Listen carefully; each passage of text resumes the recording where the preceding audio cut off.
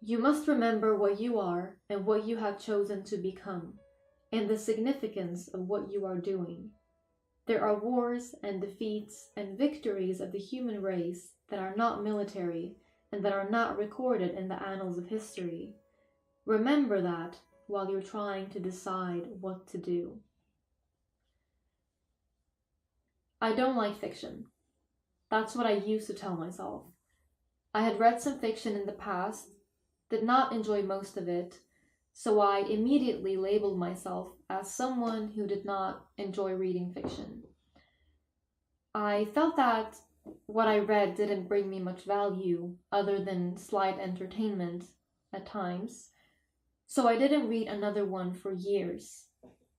Because isn't that what we do? We try something, or sometimes we don't even try it, just base it on some bias, only to decide that we don't like it. And then we reject it for eternity afterwards. Now, of course, there are some things in life that you simply don't enjoy. Not in the past, not in the present, perhaps not ever. And that's okay. It might even be the case that you haven't even thought about what else might be out there because you're so stuck in what you're already familiar with. You know, the comfortable, the safe bet. Hence, you reject anything that you're not sure you're going to like because why bother, right? Well, wrong. I said something similar in my last video where I said, sometimes you will find pieces of yourself that you never knew existed in places where you never bothered to look. If you want to find that, you need to stop thinking that you know yourself so well.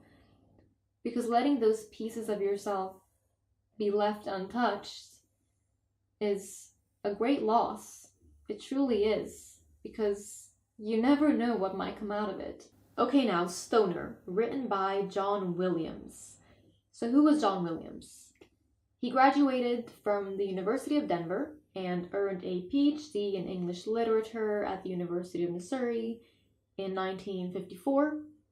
And in an interview, he said, "The real value of fiction is that it allows you to know someone other than yourself." Now, Stoner was initially published in 1965. So, what is Stoner about? I would say it's simply a story of an ordinary man and his ordinary life.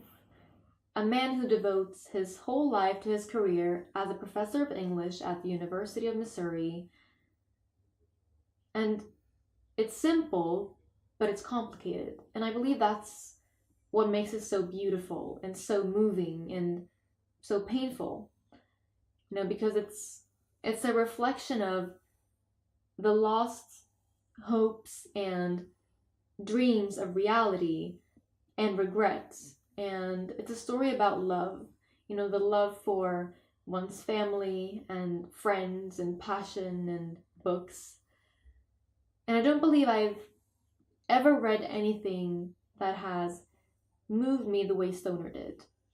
You know, I almost had to put the book aside at times because it just became too much and I did not want to rush through it. So really, if you read it, please take your time with it. Now, why was it so captivating?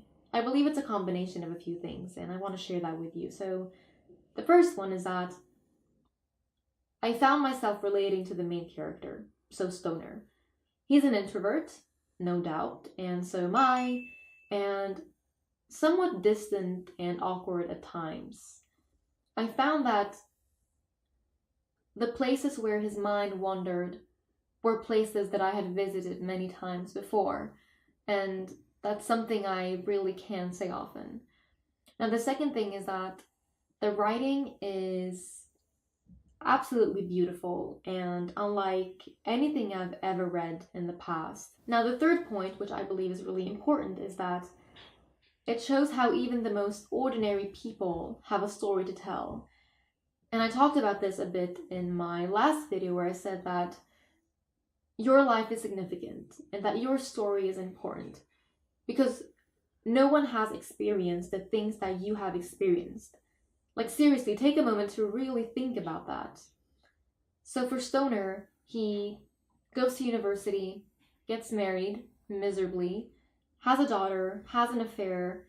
So it's nothing extraordinary, yet it is. And I think that's the thing, because I think it's extra appreciated at this day and age where we often, because of social media, get the idea that only those with fame and money and lots of friends and crazy adventures are the ones living the most interesting lives, and that for the rest of us, our stories are not worth telling. And that could not be further from the truth, because each story is worth telling. Now, I highly recommend you picking up the book in case it has not been obvious. And so, has anything ever moved you in a way that you did not imagine that it would? It could be a song, a film, a place, a book, anything. Please share in the comments. And if you like this video, please give it a thumbs up. And if you're new to the channel, please subscribe if you want to see more videos, and click the notification button. And that's it. Thank you for watching. I will see you in my next one.